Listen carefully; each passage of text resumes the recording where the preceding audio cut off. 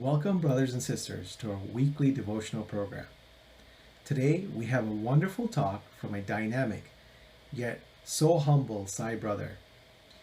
It is my pleasure to introduce you to Brother Arun Uthayan.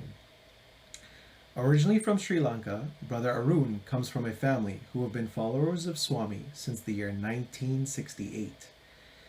His first family pilgrimage to Puttaparthi was in the year 1969, and he subsequently enrolled in the Balvikas program 1 year later.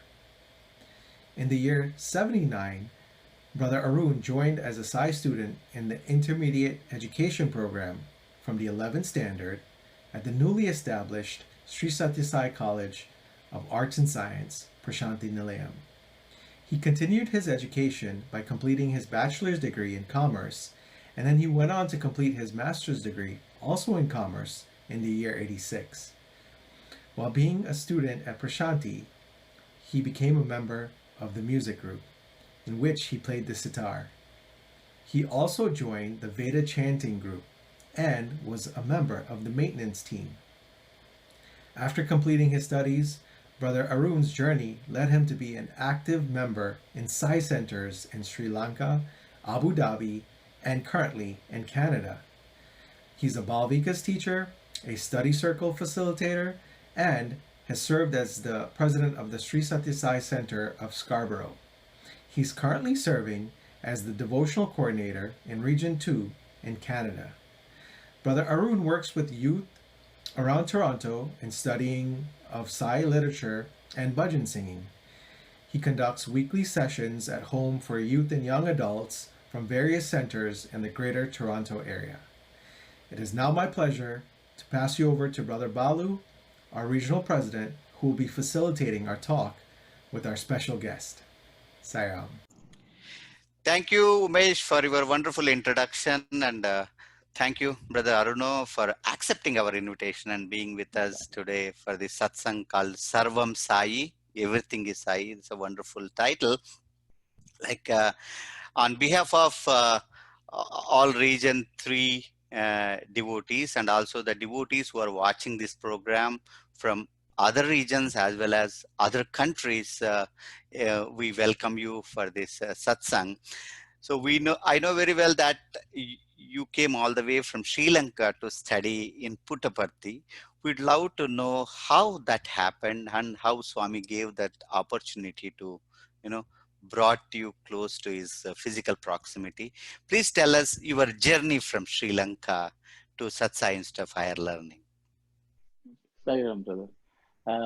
It's always a joy to talk to fellow Sai devotees or people who are totally devoted to Swami. I would put it that way. I really am. Even though we need not be grateful, I'm grateful for Swami to make this an opportunity for me to recollect once again for my own joy, and hopefully it makes others also see. There's one minuscule of a facet of Swami. Yes, our journey, at least consciously, started in 1968. Before that, we didn't know about Swami. I was a small kid of 5 years old. Not even 5 years, I was 4 years old then, I guess. My mother had taken ill, and she was ailing from some stomach ailment for about 2 years, and gradually she was deteriorating in the sense that by 1968 she was bedridden. Many visits to specialists, surgeons could not unravel what was wrong with her. We had a stack of about 6-inch height of X-rays and various scans and things like that, but no one could figure out what was wrong. And day by day she became skeleton. She would complain of pain. She would roll in the bed. She was almost bedridden. She could not take anything, and she would throw up everything she took. When this was the situation, many times she had to be hospitalized. When this was going on, my father was under a lot of stress because we had 3 young boys to deal with, 6 years old, 4 years old, and 2 years old at that time. And it was a big challenge for him. He has to look after the home, she has to work, and my mother was almost bedridden. And the worry of, what will happen to her, all that was troubling him a lot. One day he was walking along a street along with my older brother on some errand. And they were passing a school hall, and they heard music coming. My older brother tugged at my father's hand and said he wanted to go there. He insisted that they go there. And my father was busy going somewhere on an errand. He really did not want, but my older brother would not let him. So not to disappoint him, so they thought they will check it out. They went in and inside the hall, and they found a few people sitting in front of a picture of Swami. Means my father didn't know anything about Swami, and singing. So they went and sat down along with those people at the back. And within a few minutes or seconds, my father felt calm descending on him, because he was a person who was just, berserk with, everything which was going on. And so something happened to him, and he felt relieved, as no one would have made him be relieved. Since then, he found out what is this. He tried to find out, and he found out this Sai Baba. And that is how he started coming to know Swami's physical avatarhood. I guess, he has his own ways of calling us. Though he has always looked after us, he says, okay, now it's time they realize who is looking after, who is calling the shots, I think. So from then, my father found out about Swami. He got a book of Satyam Sim Sundaram. He read it, and my mother was hospitalized. He gave it to her to read, and she read it, and she told my father one day, look here, it looks as if I may not last. I may die soon. We have come to know that there is God incarnate in this world. My last wish is, at least I want to go and have darshan. Okay, and she said, let us all go. She didn't want to leave us, those small kids. He said, it may be difficult for you to, but I want all of you to come, because I would like to die there. And I want my children also around me at that time. That was her wish. So that is so in 1969, we made our first trip to Puttaparthi. It was at great odds. My mother had to be physically helped for the journey. It took a lot of financial strain, but my father undertook that journey. So we landed in Puttaparthi. Swami was gracious to give us a room as accommodation. That time, rooms were few, one or two for the devotees who come there. The journey itself, I think many people know, those days, the travel to Parthi was a very strenuous, arduous trip. We went there, so we stayed in the room. Swami gave us an interview a couple of days later, in which Swami said, look here, don't worry about anything. He told my mother, doctors don't know what's wrong with you. They think something wrong with the gallbladder, but don't worry about anything. I will take care of it. And he materialized vibhuti and gave my mother.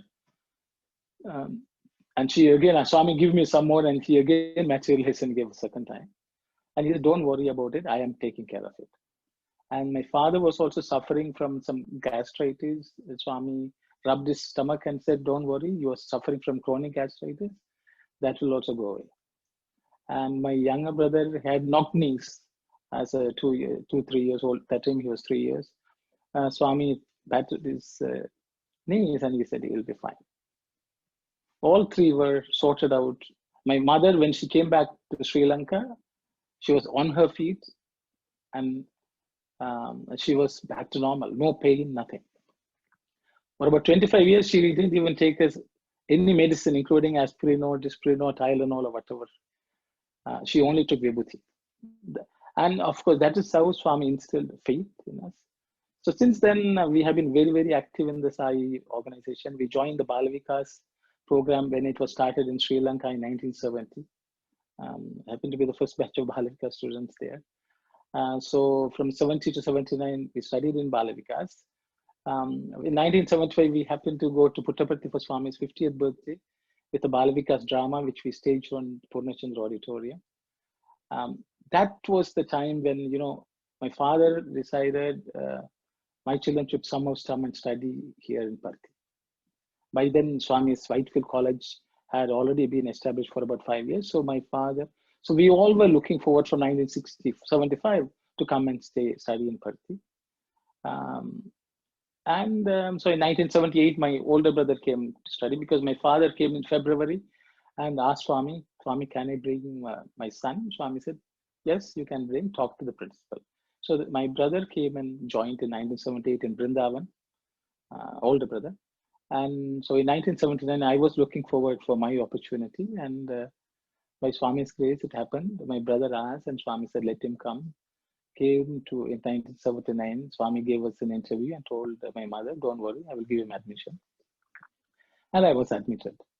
So that is the way. I just cut down it to just my journey to how I came in a summary form. Of course, along the way, there are so many things which have happened. I will leave that out because of, it will be a completely different discussion.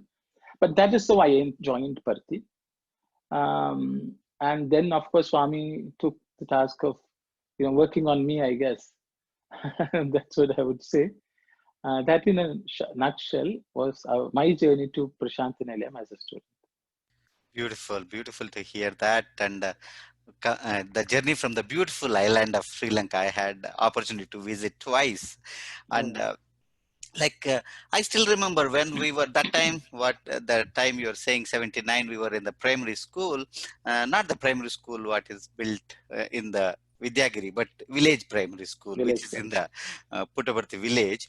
We could see many brothers from Sri Lanka, like brother Keshavan, I can remember brother Diwakar, and yourself, and a lot more, isn't it? There are a lot more coming from. There were in total over the period of time, I think there are 11 or 12 students who have men students who have come and studied in Swami's colleges.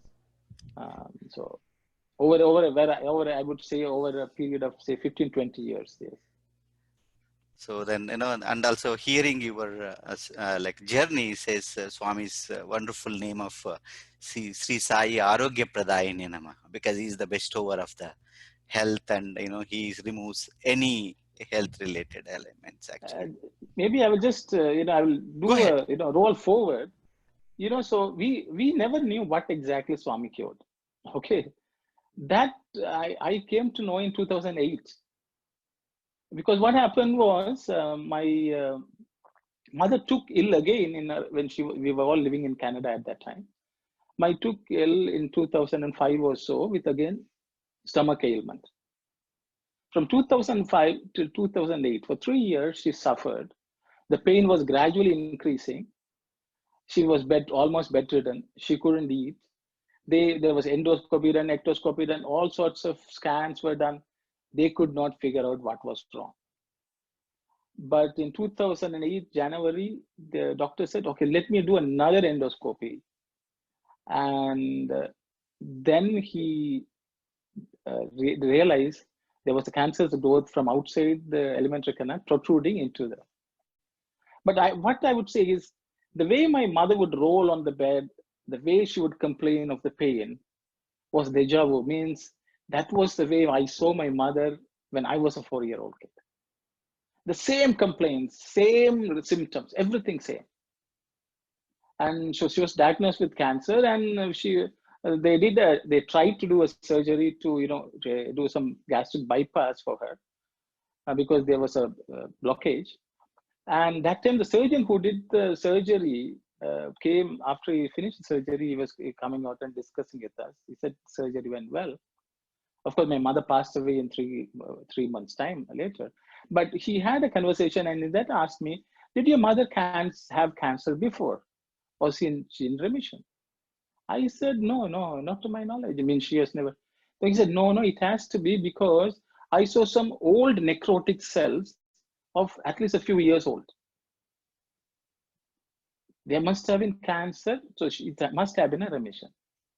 And I said, no, sir, that was my answer.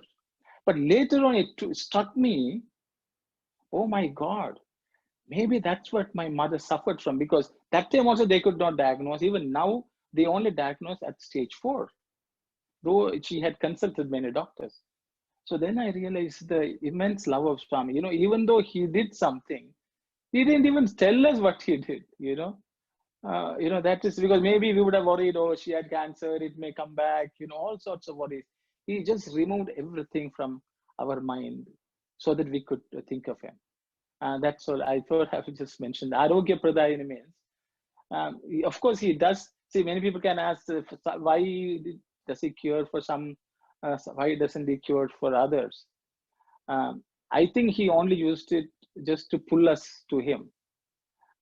Because my wife was diagnosed with lung cancer at an advanced stage 3 years ago, and she passed away.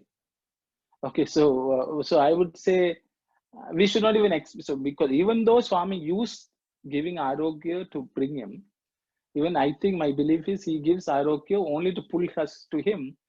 So, but he is more worried about our arogya of a higher plane. Okay, the Adi Vyadi has to go. The samsara bhavasagar, that disease has to go. That is why Bhavaroga that is the real arogyam which he gives. But to just entice us, give us some excuse to halt us on our tracks and bring, take over. He does variety of plays. That's what I understand. Beautiful, brother. Actually, your devotion speaks, I can say that, because to take it that level, I think we need to have that unwavering faith that only can talk like that, I can say. Because yes, it is Swami is giving a way to make you to come near, but at the same time, you look at 69 to 2008, he delays that entire thing so that she can enjoy with the kids. He's looking at all that, and that makes your journey and entire family, not only your family, because of you coming, lot of your relatives would have come to know, lot of your friends would have come to know about Swami. So it's he thinks like, we can imagine what God plan is, but certainly we cannot make out what it is really. We are just humans. That's beautiful. So joining Parthi, how was it and how was those days? I know those was the wonderful days in Puttaparthi when it was a very, very new hostel was built, and like I still remember Nityananda Menon sir was the first warden. Please tell us some of the interactions with Swami, and you can take how much of time you want, because this part is not easy to be told in few minutes.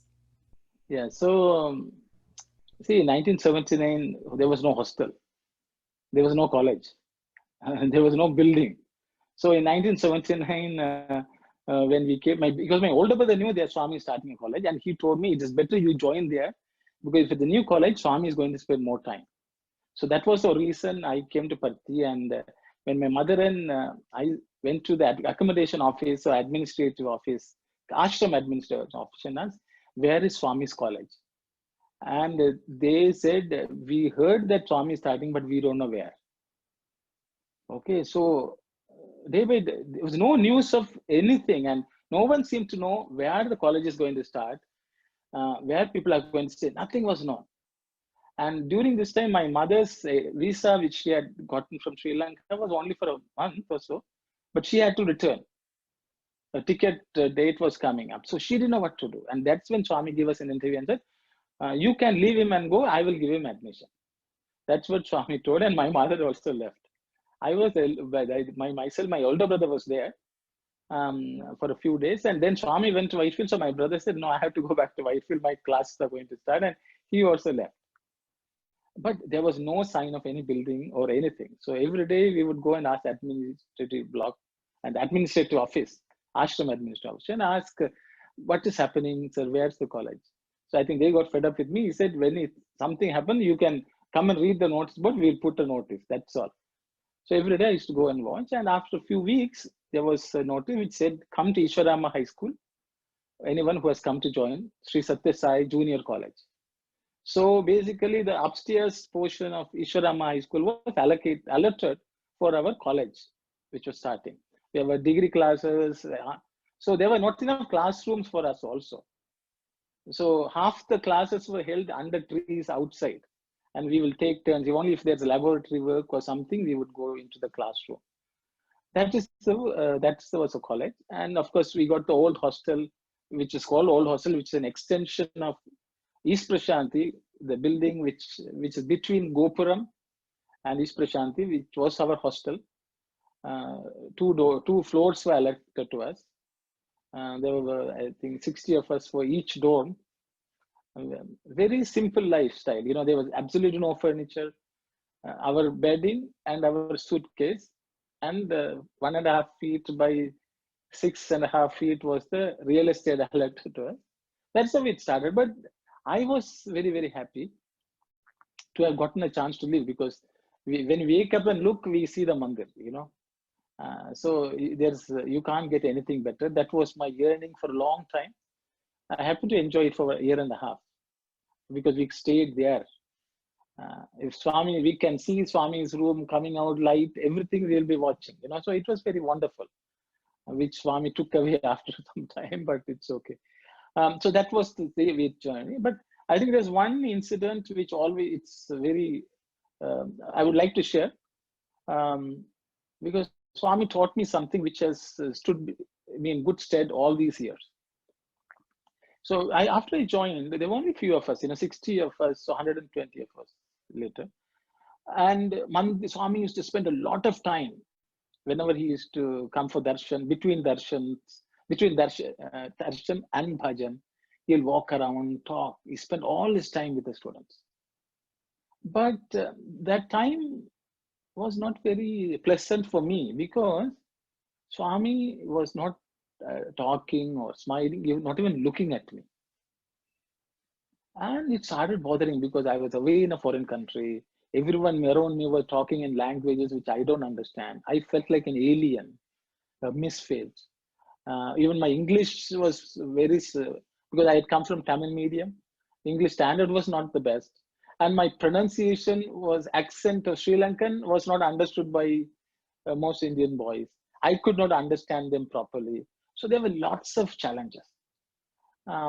So the only person who I felt I related was Swami. And here he was not even paying any attention, not even looking at me. 1 day passed, 2 days passed, 1 week passed, 2 weeks passed. The pain was building up too much.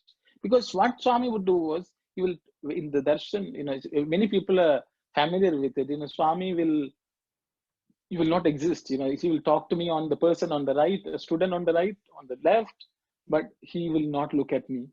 I didn't exist.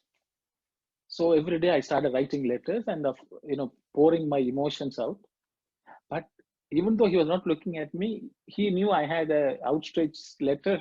He would pick it up without looking at me, which only Swami can do. Of course, he has 360 vision, I guess. So he picks it up. Every day he was picking up, and I was getting more and more angry almost with Swami, and sad, depressed. And then my older brother, who was in Vrindavan, wanted to come and study in Puttaparthi. So he was pestering Swami, so he asked him to come. So I think it was July 8th, if I vaguely remember. Swami in the morning, Swami called him for interview, and he asked, "Where's your brother?" And he called me also. So Swami gave, I was very happy. Swami is giving us interview. All this time I was complaining, Swami is giving interview. And so Swami took many other, collected other devotees also. All of us went in, and I was ecstatic, in bliss. And Swami came, closed the door, scanned the faces of all those assembled, and smiling, blessing. And then when he came, his eyes came to rest on my face. Swami's face changed. It's red. I could see his eyes turning red. With a very harsh voice, he said, "I want you to leave. Leave. Get out. I don't want a person like you here." As if, the ground under my feet seemed to give way. I felt I was just falling. I always think, that's the way Trishanku, the king who wanted to go with his body to heaven. When he went to the heaven, he was pushed out, and apparently he fell headlong. I'm telling you, I sort of identified with him on that day when this happened. And I started crying. And Swami left me alone to cry, and then he was talking to others and so on. And in between, I would open I thought Swami may have, maybe not angry anymore. And I would open my eyes. As soon as I open my eyes and look at him, he will again turn and scold. It went on for about 30, 40 minutes and I cried. I didn't know what was wrong. In between, he was telling my older brother, take him, pack his luggage, go and put him in the bus and let him go away. I don't want him. He was, and of course, most of other things which Swami said, I can't even remember. I just knew Swami was angry with me.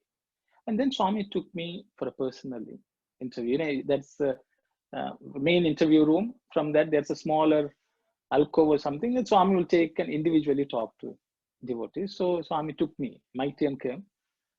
After he talked to everyone, my was the last turn. So he took me and he spoke to me. There he said, look here, what is wrong with you? What is wrong with you? Why are you unhappy? You are saying, I'm not looking at you, I'm not smiling, I'm not talking to you. And you're unhappy. Do you know I have brought you thousands of miles from your home and given you an admission, and you're not happy? What can I do with a person like you? You don't know what you have gotten. And look there, he said, and he pointed, towards the gen side. I turned. I'm telling you, there were no walls. I was staring into the mandir grounds. He said, look there, look at those boys. They're all sad that they didn't get a seat. They're crying. I can throw you out and put one of them. They will be happier. And here you are, you're not happy. And you know what you have written? You have written, my heart is like a rock. At that time, I said, no, Swami. He said, no, you have written. I have the letter upstairs. I will go and get it for you. I said, no need, Swami. Because I think I may have written, this poetry we read, devotees say, oh God, is your heart like a rock? Doesn't it melt for my pain? Something like that. So, I must have written, I was very, very upset. So then Swami said, look here, my love is of 1,000 mothers. And I don't know when and if you will ever understand it. With those words, Swami left the private interview room and I also came out. I didn't know whether Swami was going to send me or not. I just didn't have any clue, but I thought this was my last audience with Swami. And I cried. And when everyone was filing out of the interview room, Swami was standing at the door and everyone was passing by. And when I came, I stayed in the interview room as the last person. When I went, I just fell down at Swami's feet and cried, sobbed. He bent down, picked me up and held me close and said, look here, Bangaru, don't worry, I will always keep you with me. And he sent me out. And that is how my 7-year stay started. Okay, but after that, Swami, there were many interactions with Swami. Many means not like there are some students who have a list of things of, mine is not there. 7 years, Swami would have spoken to me about 10 times, 11 times, 12 times. I can't remember. Nothing of great significance, on a personal level. Maybe when I was leaving, but I was happy to stay there. I said, Swami, just allow me to stay there, and he allowed me to stay. And he looked after. He looked after in many different ways. So what I learned from that is it's an incident. What I learned from that is, whatever the matter, whatever the circumstances, we need to count our blessings that Swami is with us and be happy. It's a responsibility for every devotee to be happy. I think this is what Swami, when he wrote his letter, the famous letter to his brother, when he wrote in the 1945 or so, I guess, I don't know. I think you must be knowing, Balu, but Swami says, Manchi Cheddalu Samamuga Manasulo Bhavinchute Bhakti Naku. Whatever good or bad, treat them equally, means you should be happy. That is the state of being happy. That Swami taught me, don't worry about not having, be happy. Samamuga, always be. So that is the qualification of bhakti he taught. So that should be in good state to face anything in life, because once we have the faith that Swami is taking care, there's nothing to be feel sad, because we should have total conviction. And Swami, I think Swami blessed me that day. Even till today, I'm so grateful for that lesson of Swami, I would say. So that is one thing. I will keep on talking, Balu, but if you think you have to. No, it is beautiful, brother, hearing you. Almost I felt like I was in that interview, like, see how Swami is blessing you with that kind of equanimity. Manchi చెడ్డలు రెండు మనసులో సమముగా భావించుచుండు. But that's a beautiful, line of that entire poem, which starts with అఖిల మానవులకు ఆనందమునగు రక్షించుచుండు. It's a profound message, and that, when you say that you could get that equanimity, I think that's a real blessing. Yes. Every devotee hopes for, actually, because that is very tough. We praise God when we are very happy. We really something goes wrong, we blame him, actually. See, that he says, when you goes wrong, you need to hold the mother much more tightly. That's what Swami says. When you feel mother is angry, the child hugs more, it seems. Once he told in the interview. So beautiful, brother. Please go on. Actually, some of these like those days were beautiful days. Early Prashanti, very less students. And how was the hostel? How was the college? So I heard Swami used to come and come to the college. Yes, so classes. yes, Swami, a couple of times during my first year, Swami has come into the classroom a couple of, because Swami was personally supervising, so he would come in and listen to the class for some time and leave. That means nothing spectacular or anything like that, but Swami used to take so much care and come. The hostel, of course, was just stone's throw from Swami's, but he used to still make a hostel visit. He will make a visit, and we will prepare our hostel dorms, and we will our beds will be all rolled and put away on one side, and we'll clean it up and put some chair for Swami, and then Swami will come and sit. And it was a wonderful experience. Swami just wanted us to feel that he's coming to our home, type of thing. So a few times Swami had come. It was wonderful. It was very simple life, without any amenities. Maybe at times a lot of inconvenience too, but we didn't care. Swami, we will pay any price to be with you. That was and it was immense joy. Every day was a joy. That's all I can say. Because after my first interview, I learned to treasure everything. Just the fact that we are able to breathe the air in Prashant and Lem was a great blessing. That's the way, at least that awareness Swami gave, and so I enjoyed the 7 years. I will just tell a few more incidents, which have a lasting impression on me. Because in 1979, just after we joined, my parents, we are from a lower middle class family. They just can't afford even to put one of us there, just to buy the airfare and come. Swami only made arrangements even for the airfare to come, I don't know. So even small things he was taking care. I think people should understand, how, because after all, I said, what did I do to even deserve, for Swami to have that compassion? But he did, I don't know, he only the mother will know. In 1979, after a couple of months after I came, the Sri Lankan government, means already the exchange rate was very, high for Sri Lanka to remit money. Because of education was free, hostel fees we had to pay. It was roughly about 100 rupees, I think, at that time, which is not much, I guess, for many people, but for us it was much. And my parents used to send, but the Sri Lankan government brought in a rule that no foreign exchange remittances were permitted. They clamped down. So my parents could not send any money they couldn't send any money. So month passed, 2 months passed, 3 months passed. We didn't pay the hostel fees.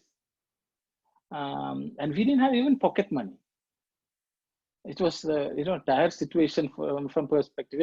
We couldn't buy even soap or toothpaste. That was a reality, and we were ashamed to ask anyone or tell anyone, and we didn't want to bother Swami also. Swami anyway has allowed us to stay. So we were, myself and older brother were there, and we were trying to avoid seeing the warden, so that he doesn't think, oh, you guys have not paid fees. But they also never asked anything. Okay. I think Swami, they must have I don't know what happened. But once, I had a very traumatic experience because one of my neighbor told me he lost some money and he was blaming that I took the money. Okay, he said 10 rupees he lost, and I know you have taken the money, because he was just my adjacent neighbor. I said, what makes you think? He said, you don't have any money because you don't even have money to buy soap. So I'm sure you took the money.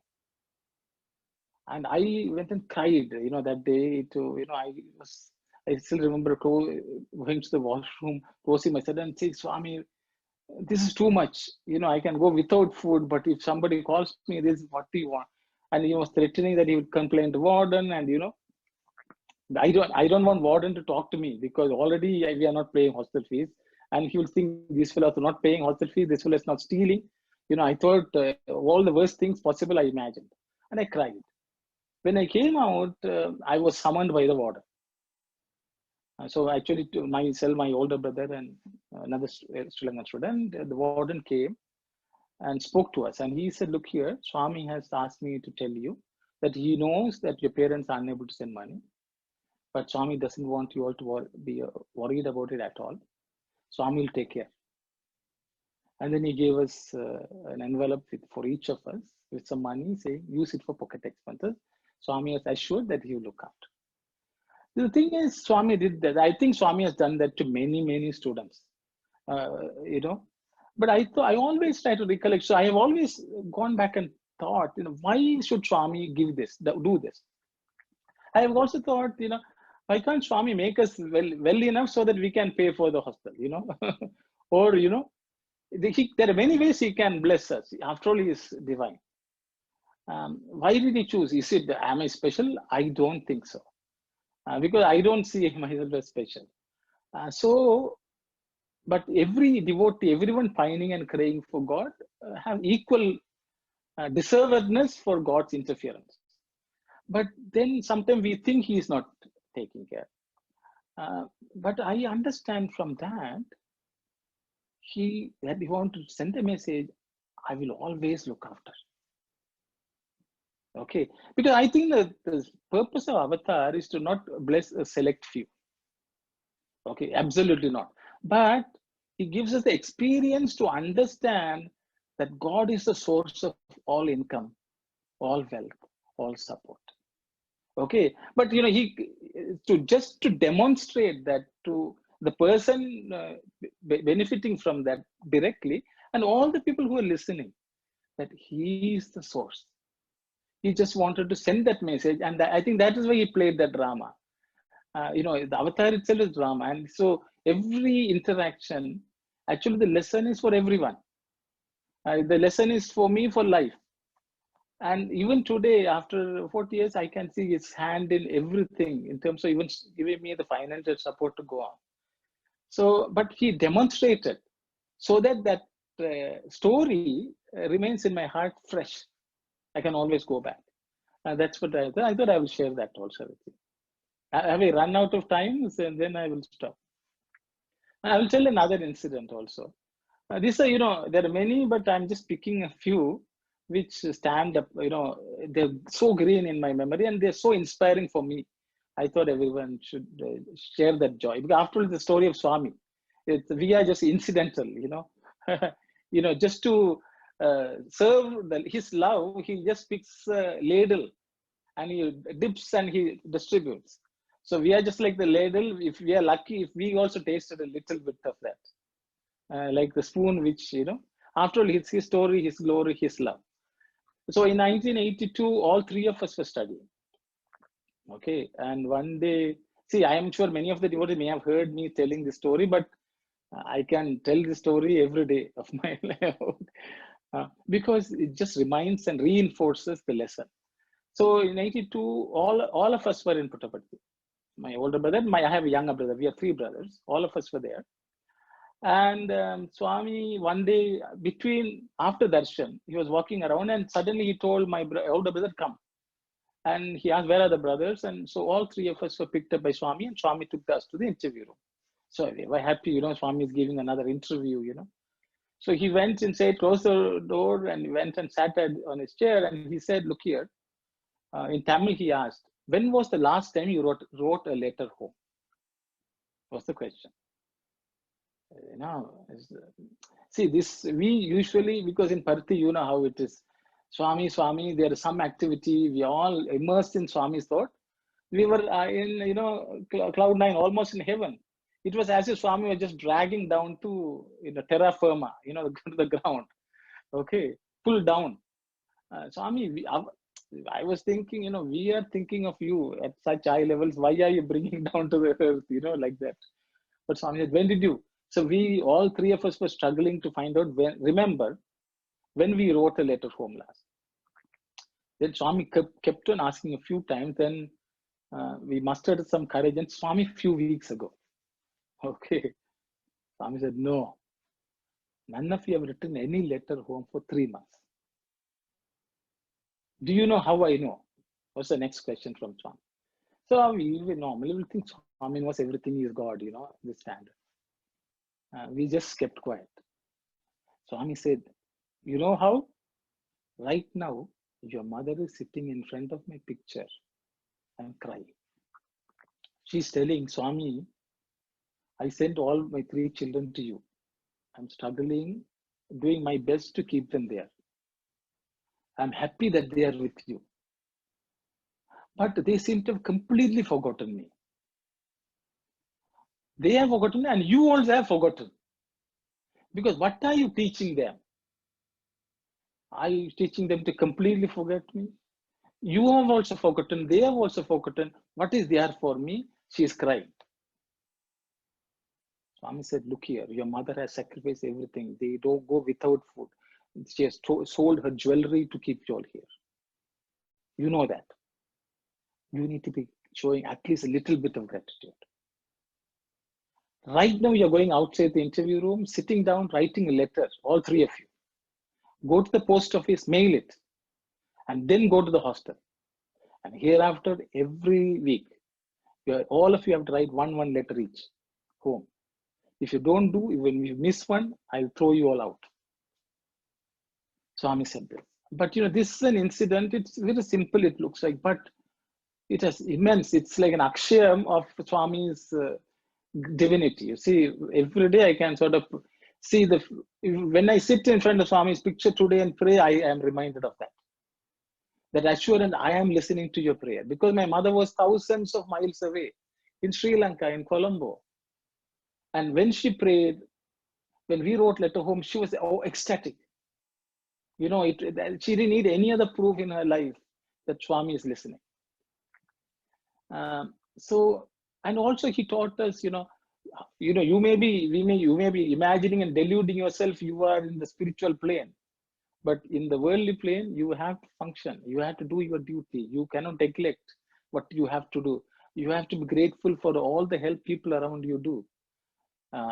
Be grateful for everyone who supports you. So, whenever I look at it, I can pick one lesson from this incident of Swami in my daily life. So those are 3 things which I thought I will share. I will pause here. We can talk and talk and talk about just staying there 7 years, enough experience, incidents, lessons from Swami. But I thought this is a universal application. I thought I will share this. Beautiful, brother. Like you're giving us like goosebumps, like the sense, see that your mother praying to him itself is connected to God.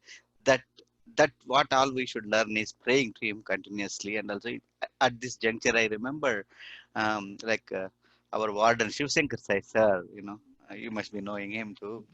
So he told me once I asked, sir, if Swami knows everything, why should we write letters to him? Actually, he was my Vedam teacher. So he beautifully told me, he said, Balu, it is not for, Swami, you write a letter. when you start writing your letter, you start talking to him. It is your moment with God. It is moment with Swami. For your sake, you need to write letter. For Swami, the minute the thought comes, it's already reaches him. He is all pervasive Lord. So that's really that your mother's experience and Swami telling you all in the interview room what is happening in Sri Lanka. Oh, that is it's a multi faceted kind of divinity experience. Wonderful to hear all that. And coming to Sri Lanka, Swami's love for Sri Lanka, I'll tell you, this is a wonderful incident. It happened 22 years back when Unity Cup was played in Puttaparthi, when all different cricket teams from different countries came, players from different countries came. So as the preparations were going on, the students are making a big, globe. It's a because it's a Unity Cup. They started making a globe, and very well as a student, we enjoy more when Swami comes to see the rehearsals, all that. Swami comes and see everything is ready for set. So as soon as Swami came in the car, he asked who made the globe. So all these boys, very well, but because so Swami is liking our, the thing, something like that. Swami, then they came and Swami said, Dunnaputtu, Swami was correcting them, said, like, he said, uh, uh, who made this globe? Then they said, Swami, we made it. Then Swami said, where is Sri Lanka? Because they missed the Sri Lanka under the India map. Swami said, it may look small, but that is so important for the person who is coming from that country. The person from that country looks at where is my country in the globe. Such a small incident, but he's showing everything is important. All every country is his creation, and everybody is his creation. So that gives, like, Swami made it to make sure that they put Sri Lanka under the map of India. So then it was corrected for the real match. Okay, please go ahead. I know your experiences are wonderful. So whatever, whether it happened after, I know it must be very, very difficult for you to come out of Parthi. How did you take, after your education? How did you cope with that? Because leaving Swami's physical presence. Okay. So the thing is, I think I told you that the interview where in 1979 Swami gave me the assurance that I will always keep you with me. So I had taken for granted, I'm going to live in Parthi for the rest of my life. That was the thought. But in 1986, when I finished my MCom and didn't know what to do, Swami was not told anything, so I said I will decide to do PhD. Okay, so that was my mindset. I didn't ask Swami what I should do, because if Swami wants me to do something, he will correct me. But I have to choose something to do. So I said I will do PhD. And as I was waiting, thinking that maybe that's the best, because I thought maybe I will do PhD, become a permanent resident or a citizen in, because by then we have lived there long enough, we can apply. And though it's a long process, those were some of my thoughts. But one day Swami came and said, what are you going to do? I said, Swami, what do you want to do? I said, Swami, PhD. He said, waste of time. So I said, Swami, I think all the PhD people will not like this, I guess. But I think for each person, what is waste of time is different.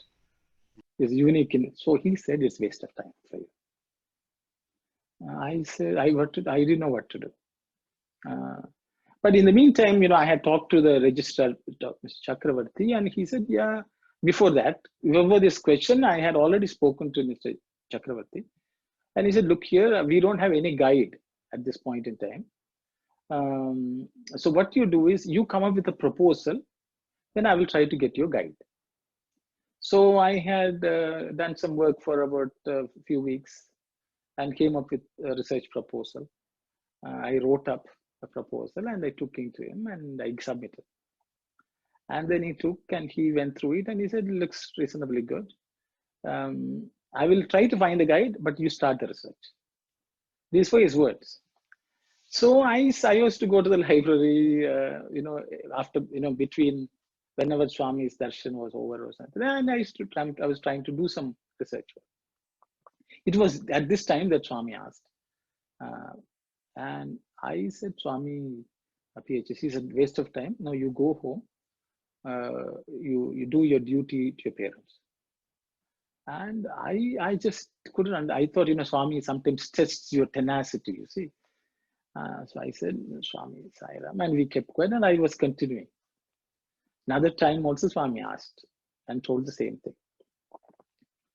So we all think, Swami is testing. So I left it, and one day, Mr. Chiranjeevi, who was one of the ashram administrators, waited for me after bhajan, tapped me. Actually, that time myself and brother Keshavan, who was a batchmate of mine, both of us, he stopped and he told, Swami has asked you all to vacate the old hostel.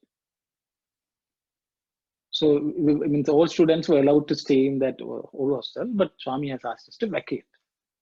Swami didn't kick us out of the ashram, he said vacate. So we said, okay, sir. And we went and they took our luggage and went to the Ganesh shed and put it there, one of the sheds. And then we thought, Swami is pretty serious, that we have to go.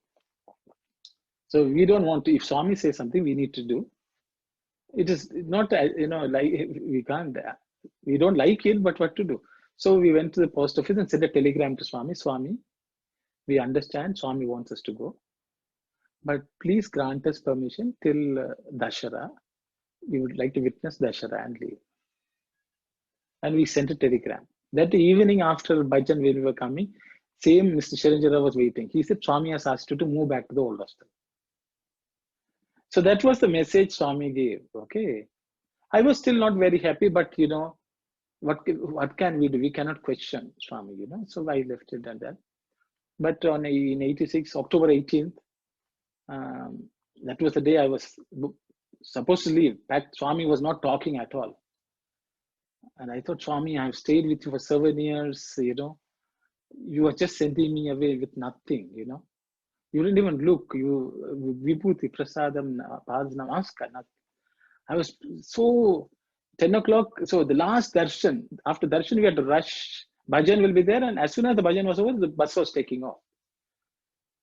And Swami came and the last minute picked us. And my older brother had come that time. And he gave us both interview. And he said, don't worry, you go, be with your parents, do some work. And so he sent. Anyway, I was traveling. I remember crying from Prashantinil, the Puttaparthi bus stand till Bangalore. I couldn't stop crying. I just felt deserted by Swami, to some extent. You should say, Swami, you gave a word, but you are not keeping it. Those were my internal argument with Swami, Swami, you gave a word and you are not keeping it, if you're sending me for some reason, you should tell me the reason. I don't want anything else. You can just make me sweep, just do some work there. We will, I was crying and came. So it was a bit of a challenge, but I think there are lessons Swami wants us to learn. It took me many years to sort of figure out the real understanding was when Swami says, I keep you with me. Then I also understood the reason because they're just like a mother bird, the mother bird wants the chick to learn to fly. So sometimes the mother bird has to push the child away. So as I think, there's a song, I think in English, I'm watching from a distance. The mother can watch from the distance. They say the kurma, a tortoise, plants its eggs and watches from far until the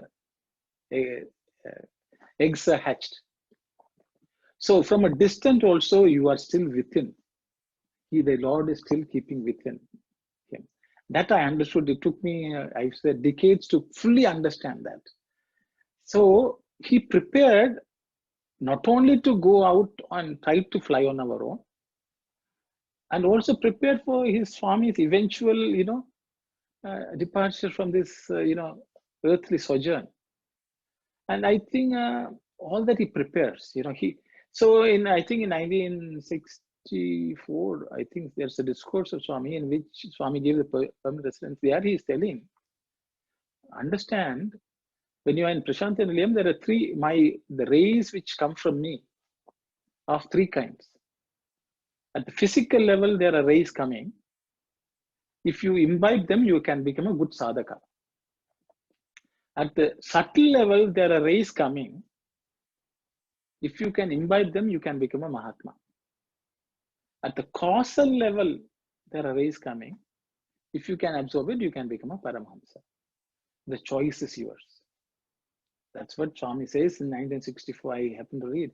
So I understand his rays, the subtle form and the causal form are everywhere. And it's his blessing that you sort of feel it. Even now when I'm talking, I feel Swami is here. Because how he is here? Because the thought of to be able to think of Swami itself is his grace. So I feel he has blessed me with that ability to think of him.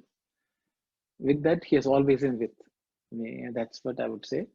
And he has helped us face different challenges in the workplace and personal lives, and still feel his grace overflowing.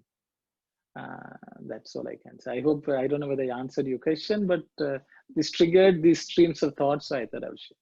Oh, beautiful, brother. Like, asking them to vacate, and again by the evening he says let them stay.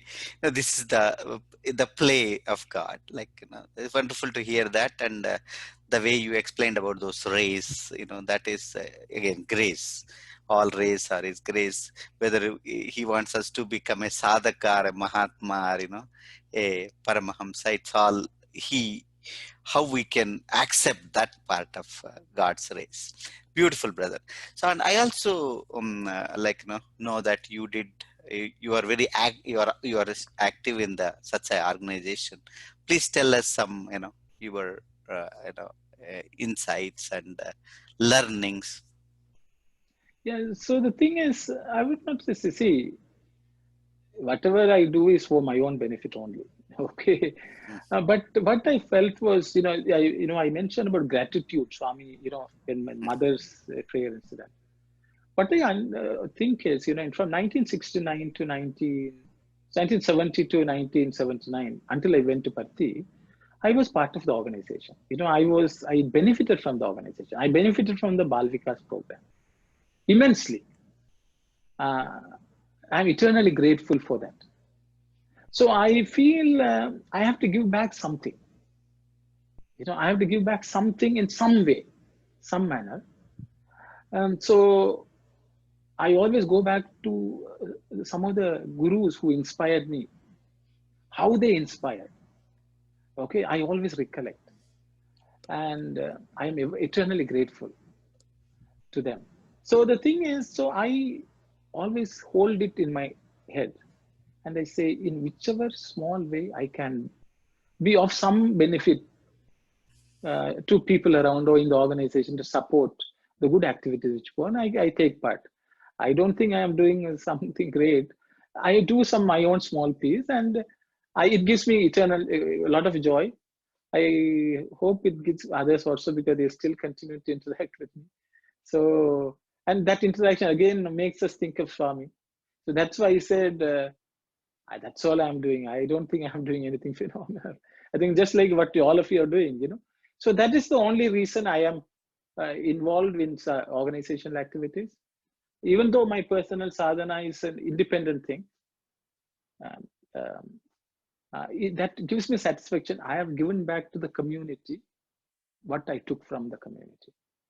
When I can't give back to the people from whom I took, at least I can give it forward to somebody else. Those are the thoughts. So I make it a point to set aside some time for that as an activity. And Swami has been very gracious to make things conducive. That's all I can say. Sayadaw.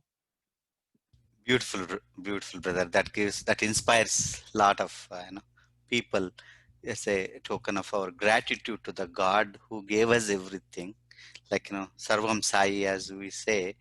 So we need to give back to the same, if not to the same people, but wherever we are, in whatever domain, whatever, place we are, we can still, give our time to God. That's a beautiful message for all of us. And again, another one important question: how how did you cope up with the Maha Samadhi? And we remember we used to go and see Swami every January 1st. We had a alumni day, all that.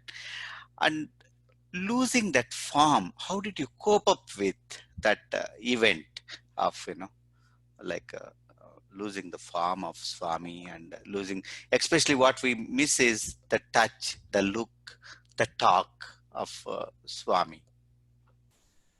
So, okay, it's a very important question, but I will just share what my thinking has been.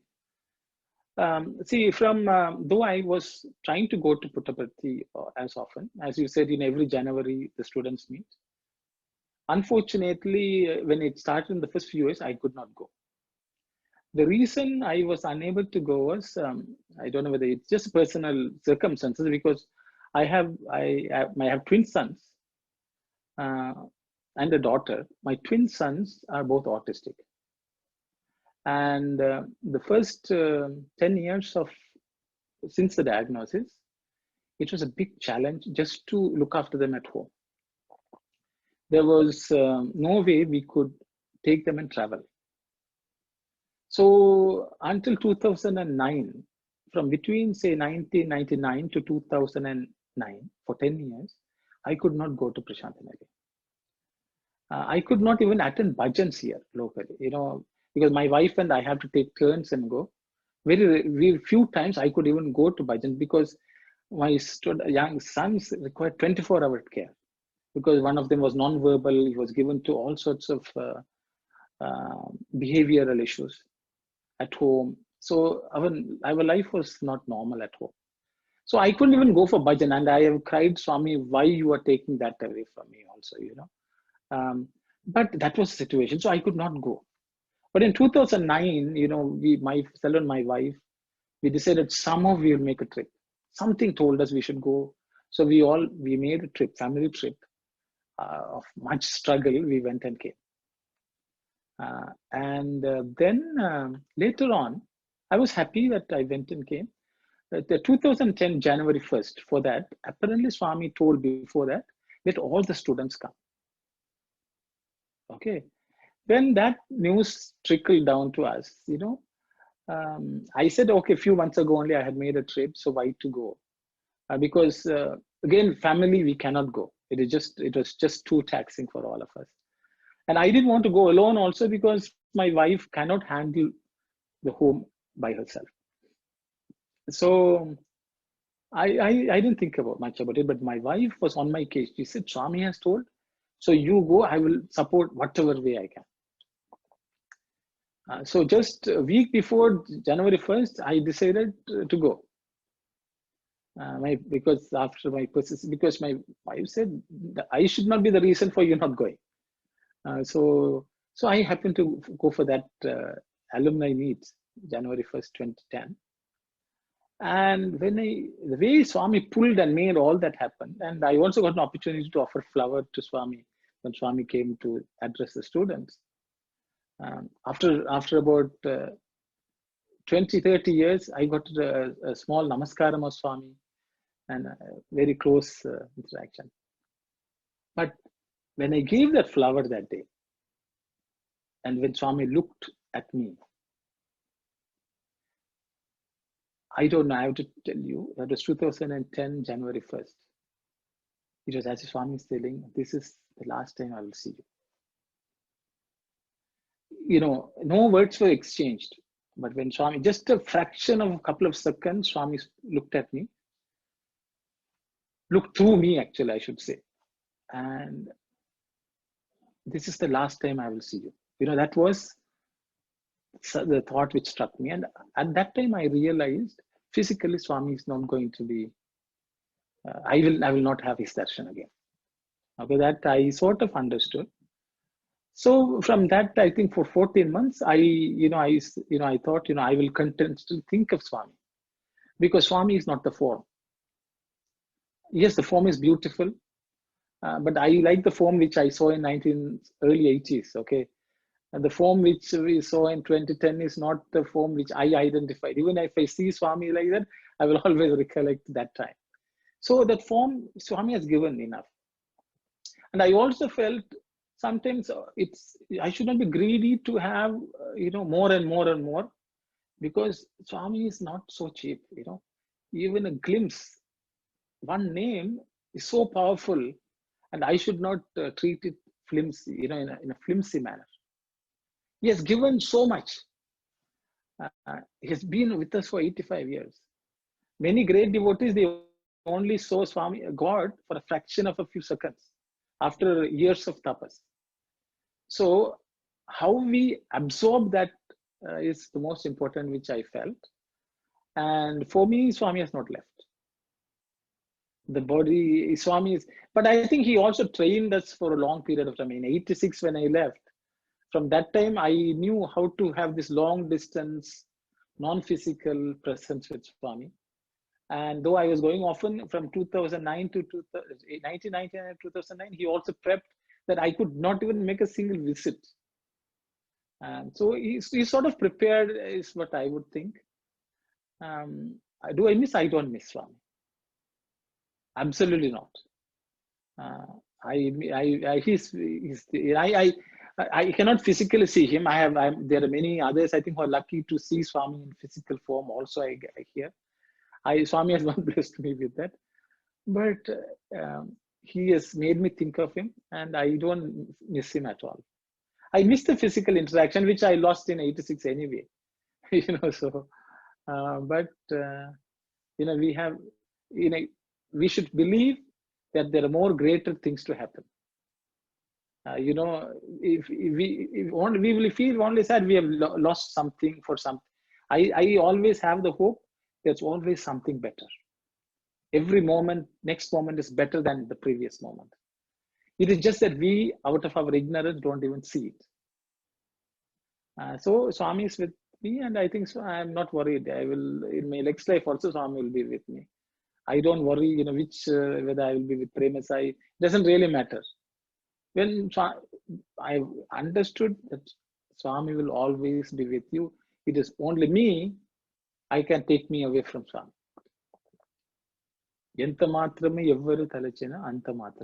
So if I see Swami is physically present, he's physically present. It's all on us. So if I don't feel his presence, I need to know, as you said, we have to hold more tight. That's how I'm able to live. I don't know whether this is my delusion, but it's okay. I'm happy to be in that delusion. Okay. So that's all I can say.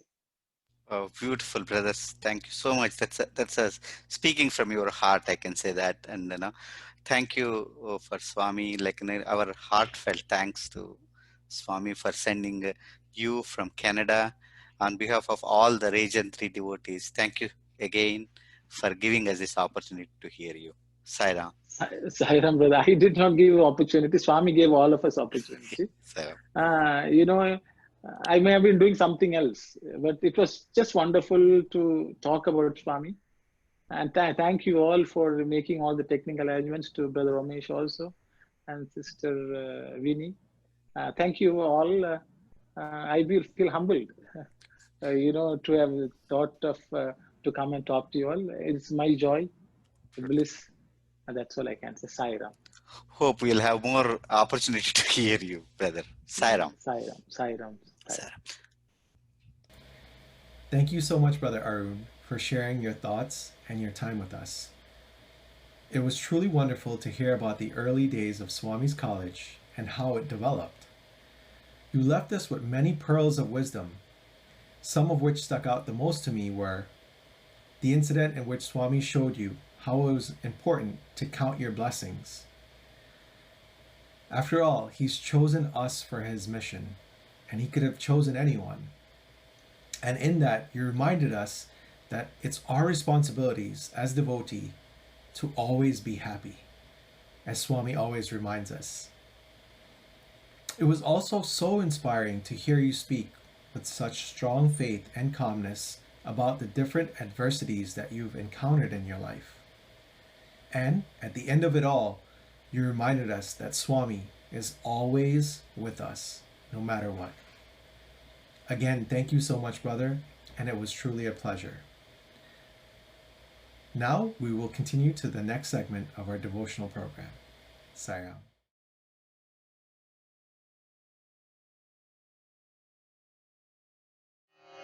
ॐ साईश्वराय विद्महे सत्यदेवाय धीमहि तन्नः सर्वप्रचोदयात्। ॐ साईश्वराय विद्महे सत्यदेवाय धीमहि तन्नः सर्वप्रचोदयात्। ॐ साईश्वराय विद्महे सत्यदेवाय धीमहि तन्नः सर्वप्रचोदयात्। ॐ साईश्वराय विद्महे सत्यदेवाय धीमहि तन्नः सर्वप्रचोदयात्। ॐ साईश्वराय विद्महे सत्यदेवाय धीमहि तन्नः सर्वप्रचोदयात्। ॐ साईश्वराय विद्महे सत्यदेवाय धीमहि तन्नः सर्वप्रचोदयात्। ॐ साईश्वराय विद्महे सत्यदेवाय धीमहि तन्नः सर्वप्रचोदयात्। ॐ साईश्वराय विद्महे सत्यदेवाय धीमहि तन्नः सर्वप्रचोदयात्। ॐ साईश्वराय विद्महे सत्यदेवाय धीमहि तन्नः सर्वप्रचोदयात्। ॐ साईश्वराय विद्महे सत्यदेवाय धीमहि तन्नः सर्वप्रचोदयात्। ॐ साईश्वराय विद्महे सत्यदेवाय धीमहि तन्नः सर्वप्रचोदयात्। ॐ साईश्वराय विद्महे सत्यदेवाय धीमहि तन्नः सर्वप्रचोदयात्। ॐ साईश्वराय विद्महे सत्यदेवाय धीमहि तन्नः सर्वप्रचोदयात्। ॐ साईश्वराय विद्महे सत्यदेवाय धीमहि तन्नः सर्वप्रचोदयात्। ॐ साईश्वराय विद्महे सत्यदेवाय धीमहि तन्नः सर्वप्रचोदयात्। ॐ साईश्वराय विद्महे सत्यदेवाय धीमहि तन्नः सर्वप्रचोदयात्। ॐ साईश्वराय विद्महे सत्यदेवाय धीमहि तन्नः सर्वप्रचोदयात्। ॐ साईश्वराय विद्महे सत्यदेवाय धीमहि तन्नः सर्वप्रचोदयात्। ॐ साईश्वराय विद्महे सत्यदेवाय धीमहि तन्नः सर्वप्रचोदयात्। ॐ साईश्वराय विद्महे सत्यदेवाय धीमहि तन्नः सर्वप्रचोदयात्। ॐ साईश्वराय विद्महे सत्यदेवाय धीमहि तन्नः सर्वप्रचोदयात्।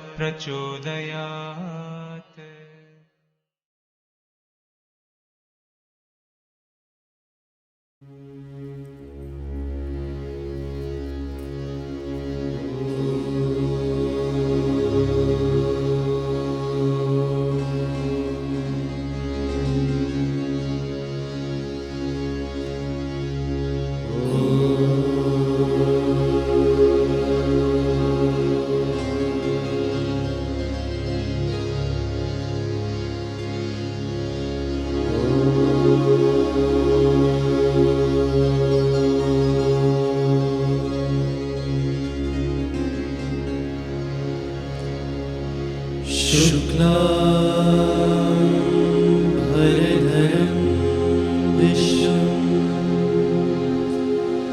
शशिवर्णं चतुर्भुजं प्रसन्नवदनं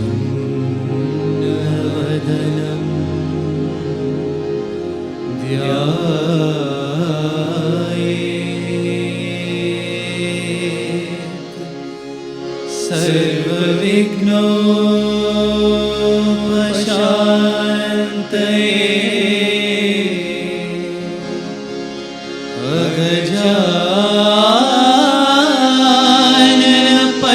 अगजाननपद्मार्कं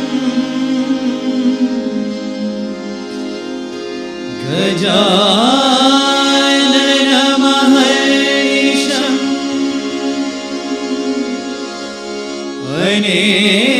अनेकदन्तं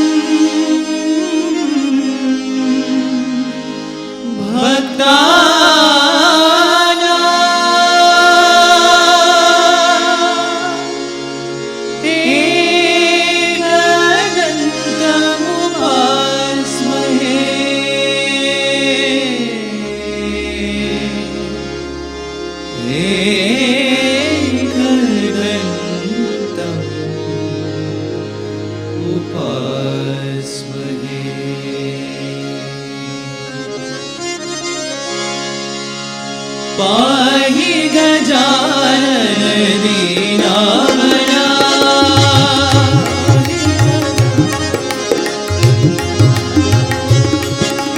पाहि गजानन दीनावना पाहि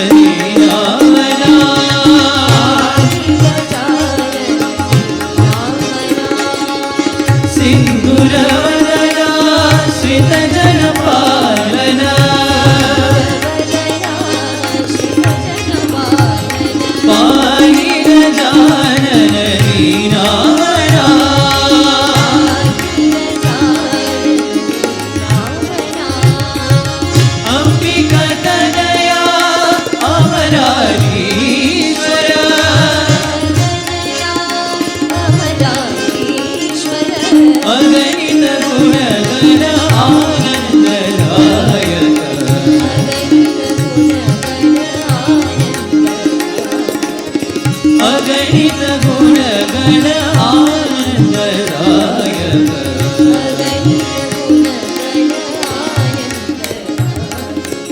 पाहि गजानन दीनावना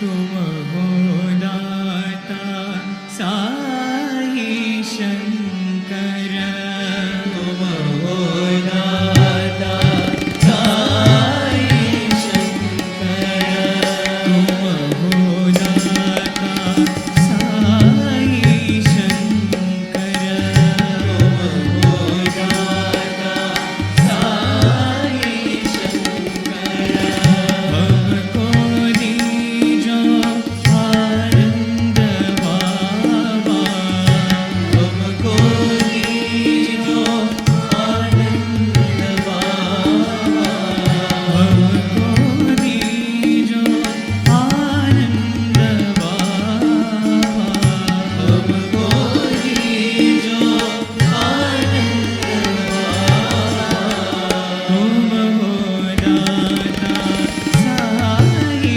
शंकर तुम हो दाता साई शंकर आओ शंकर अनाथ नाथा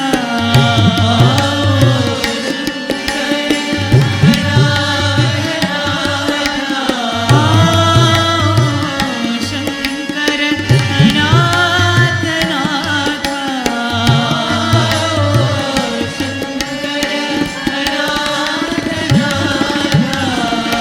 बीजो दर्शन दीनानाथा बीजो दर्शन दीनानाथा बीजो दर्शन दीनानाथा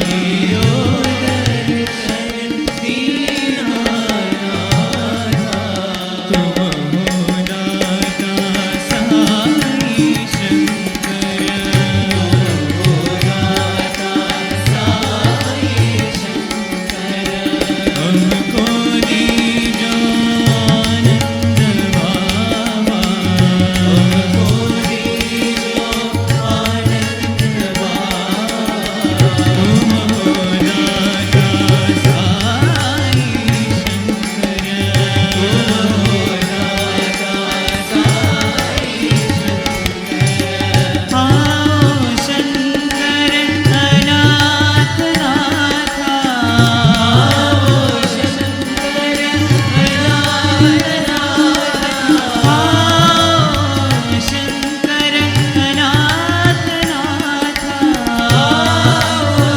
शंकर अनाथ नाथा बीजो दर्शन दीनानाथा बीजो दर्शन दीनानाथा बीजो दर्शन दीनानाथा बीजो दर्शन दीनानाथा तुम हो दाता साई शंकर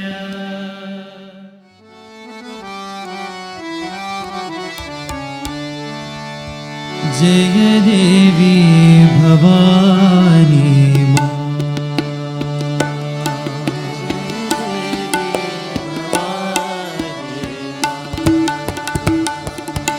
जय देवी भवानी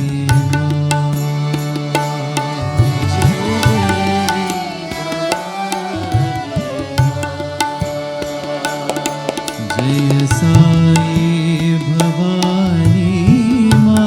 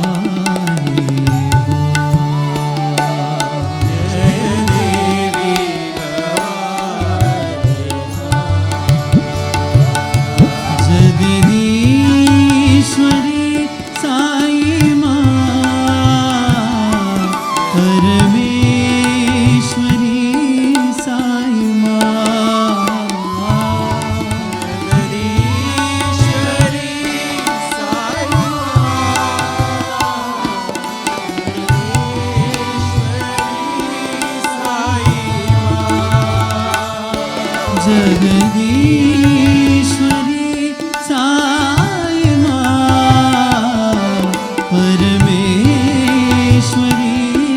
साई माँ, ईश्वरी साई माँ, परमेश्वरी साई माँ। जय साई भवानी माँ, जय पति निवासिनी माँ, साई भवानी माँ,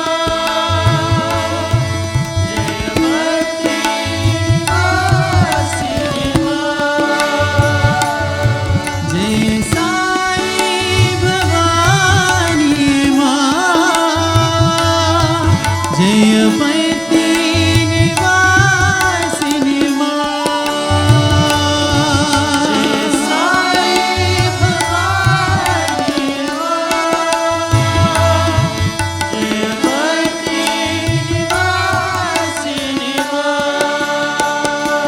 जय साई भवानी माँ, जय पति निवासिनी माँ,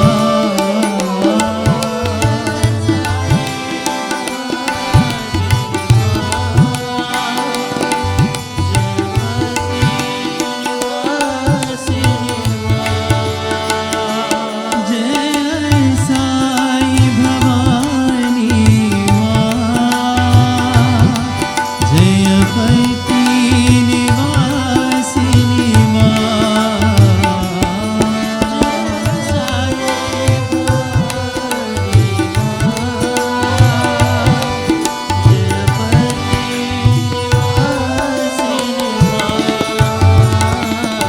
जय देवी भवानी जय देवी भवानी जय साई भवानी साई भवानी जय देवी भवानी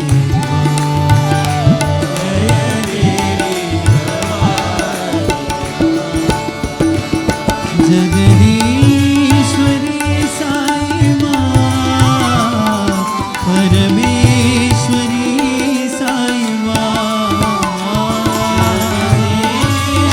ईश्वरी साई माँ, परमेश्वरी साई माँ, जय साई भवानी माँ, जय पति निवासिनी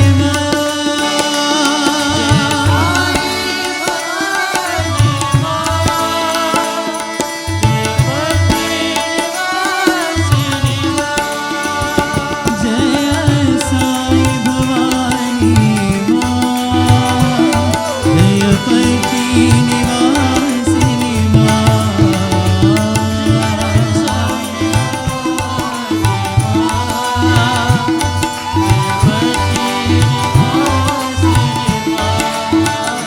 जय साई भवानी माँ, जय पति निवासिनी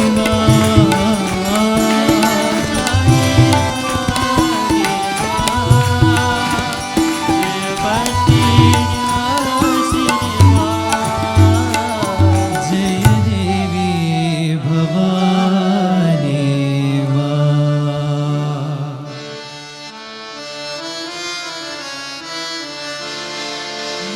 Never away from the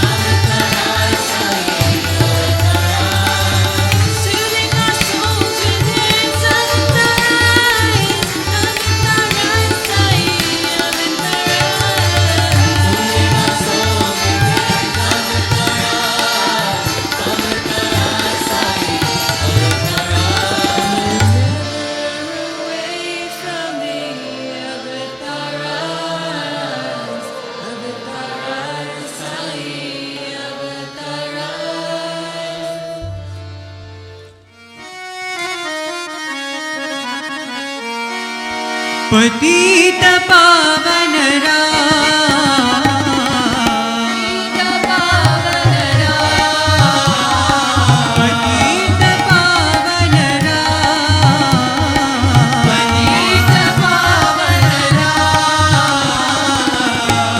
Puri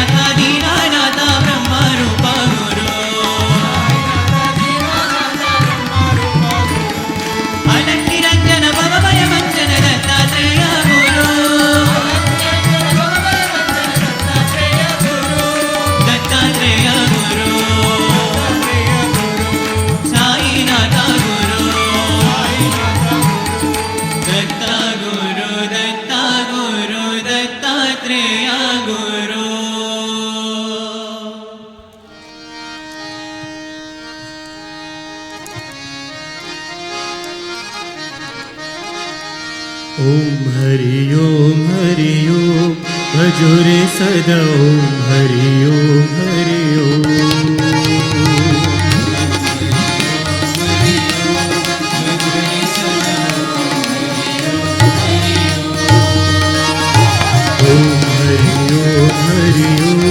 भजो रे सदा ओम हरि ओम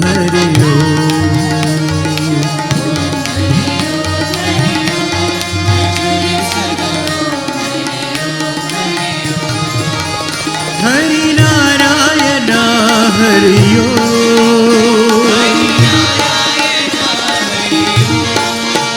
साई नारायण हरि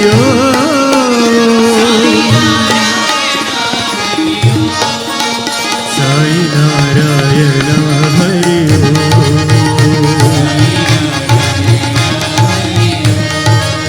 साई नारायण हरि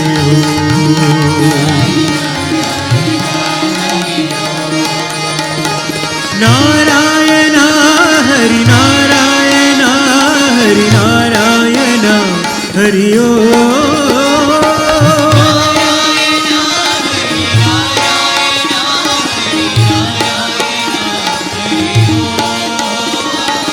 नारायण हरि नारायण हरि नारायण हरि नारायण हरि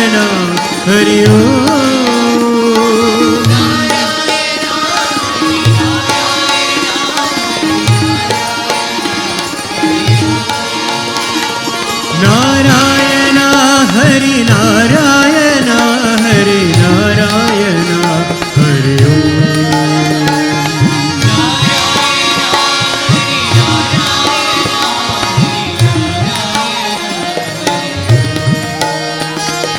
नारायण हरि नारायण हरि नारायण हरि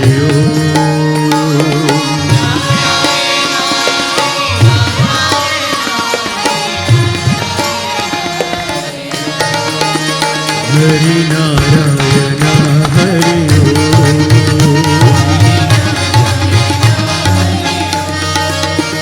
साई नारायण हरि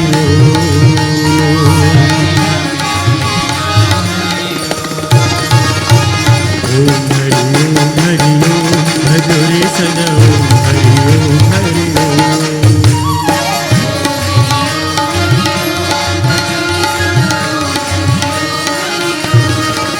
हरि नारायण हरि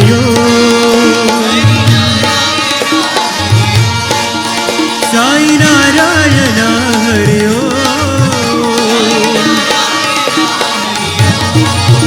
हरि नारायण हरि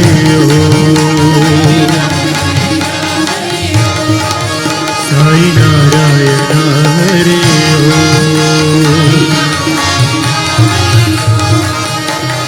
नारायण हरि नारायण हरि नारायण हरि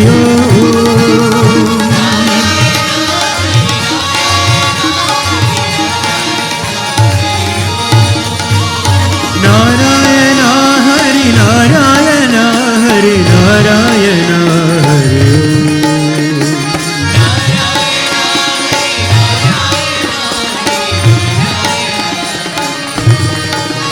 हरि नारायण हरि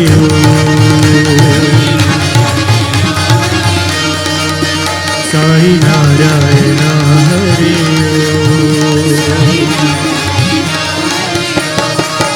हरि नारायण हरि साई नारायण हरि हरि नारायण हरि साई नारायण हरि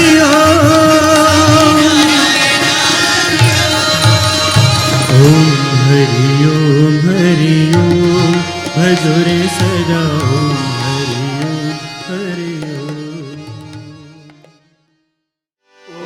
जय जगदीश हरे स्वामी सत्य साई हरे भक्त जना संरक्षक भक्तजना संरक्षक वर्ति महेश्वर ॐ जय जगदीश हरे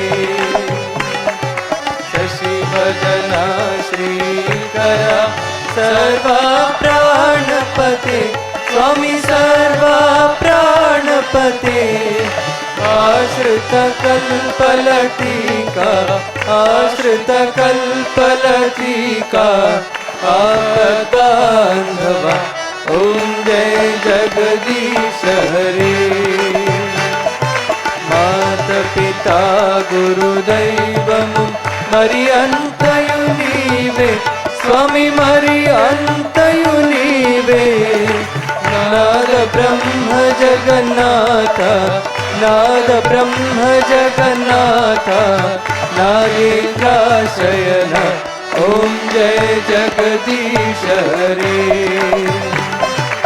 ओंकार रूप ओजस्वी साई महादेवा सत्य साई महादेवा मंगल हारति अंधको मंगल हारति अंधको मंदर गिरिधारी ॐ जय जगदीश हरे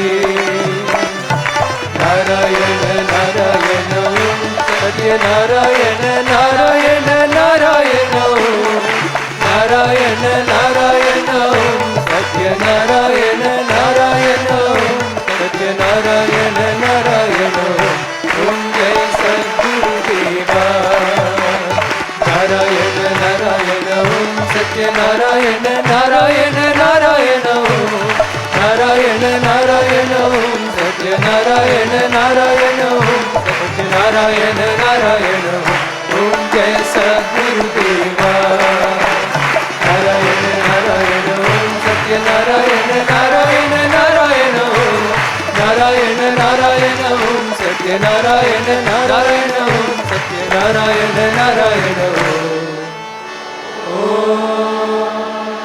जय जय सद्गुरुदेवा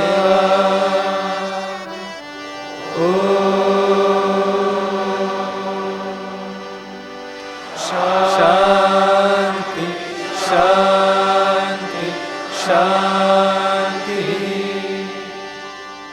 लोका समस्ता सुखिनो भवन्तु लोका समस्ता सुखिनो भवन्तु लोका समस्ता सुखिनो भवन्तु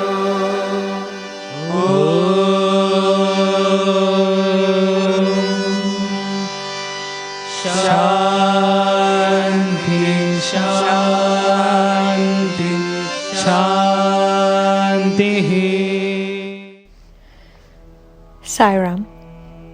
Thought for the week. A policeman on duty wears his uniform, and when he is off duty, he is in his own plain clothes. He makes a distinction between his official dress and his own clothes.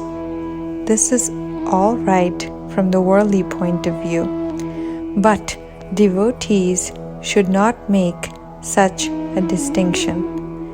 Whatever work they do, whether in their office or elsewhere, they should consider it as an offering to God. In any business in which you engage yourself, treat it also as God's work. This is known as Bhava Advaita, Advaitic attitude or attitude of oneness. Next, you have the instance of people in different bodies with different forms and names. But irrespective of these differences, they are basically made up of the same 5 elements: earth, water, fire, air, and ether. These elements are aspects of the Paramatma, the Oversoul. Why then should any distinctions be made in our activities between different persons, constituted by the same common elements? Hence, together with Bhava Advaita, you should have Kriya Advaita, the unitary attitude to work. This means that whatever work you do should be dedicated to God. All such actions become thereby sanctified and divinized. They acquire the unifying quality of holiness. Satya Sai Speaks, Volume 22, 1989. Sairam.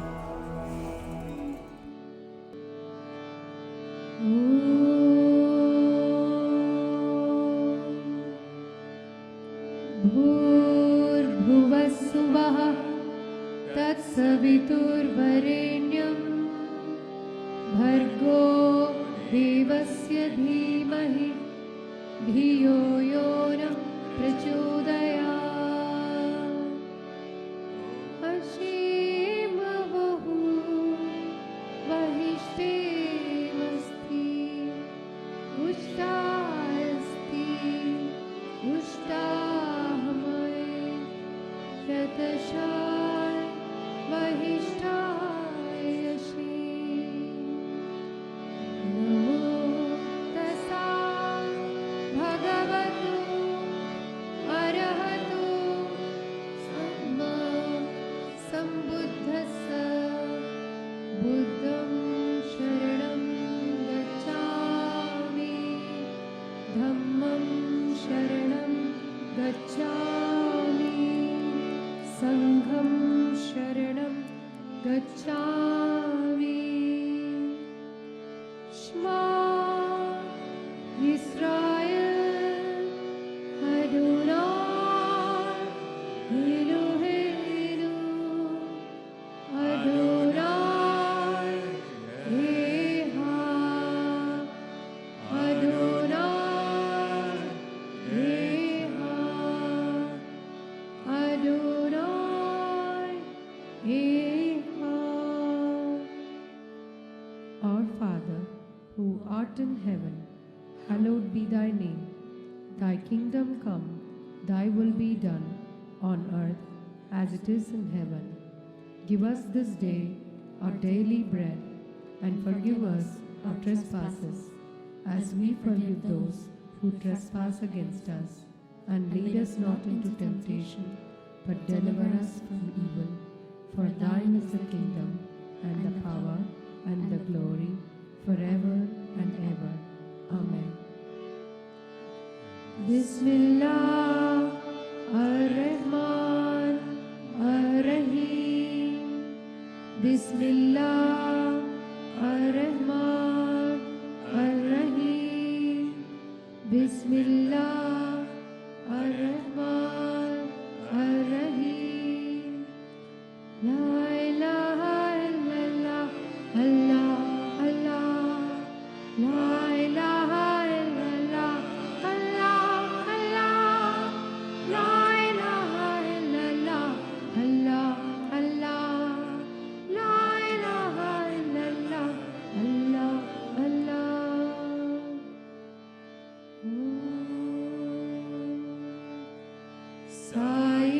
साईश्वराय विद्महे सत्यदेवाय धीमहि तन्नः सर्वः प्रचोदयात्। ॐ शान्ति शान्ति शान्ति। परमं